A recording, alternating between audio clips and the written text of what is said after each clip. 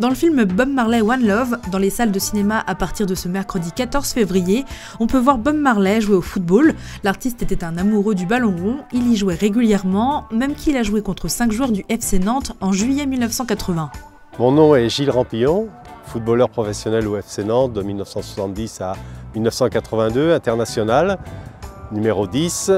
Et j'ai eu la chance de jouer contre Bob Marley en 1980 après notre titre de champion de France.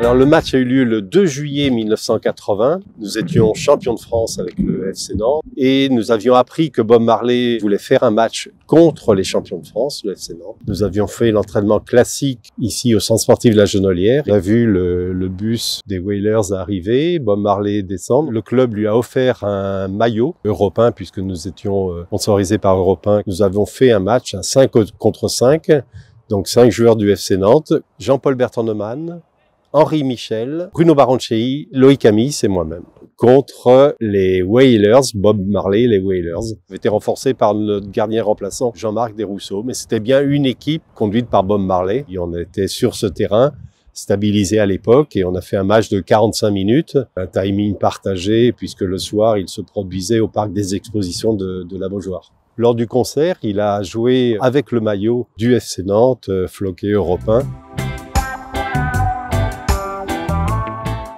On était quand même assez décontractés. On l'a été au début, un peu trop d'ailleurs, puisque on a laissé l'équipe de Bob Marley prendre l'ascendant. C'est vrai qu'on a été surpris dès les premières minutes par l'engagement qu'il mettait, notamment Bob Marley, qui était un joueur assez technique et puis qui mettait beaucoup d'envie, qui a marqué 2 buts ce jour-là. Et puis tout d'un coup, on s'est dit, on peut pas en rester là.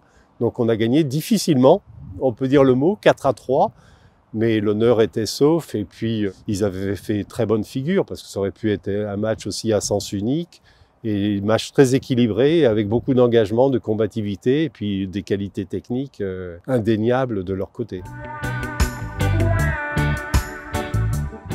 Franchement, je savais qu'il aimait le foot, mais pas à ce point-là, parce que depuis, je me suis documenté, et c'est vrai que partout où il allait dans le monde jouer des concerts, il demandait à rencontrer l'équipe locale ou à faire des matchs d'entraînement, et c'est pour ça qu'il n'a pas hésité à dire à la presse internationale qu'il avait 2 passions, le reggae et le football. Pour être franc, j'aimerais rejouer ce match pour savourer peut-être encore plus la chance d'avoir joué contre Bob Marley. C'est vrai que c'est à la fois un moment de notre carrière qui est quand même original parce que c'est pas si fréquent que des stars, et à plus forte raison des stars mondiales, viennent jouer contre nous. C'était un match tout en simplicité, en plaisir de jouer, mais qui, à mon avis, a un moment de partage très fort d'une même passion. Il a aussi, Bob Marley, une très haute idée du football, parce qu'il a fait l'analogie avec sa propre carrière en disant que le football représentait pour lui la liberté, la créativité. C'est aussi mon avis, bien sûr, je partage son point de vue.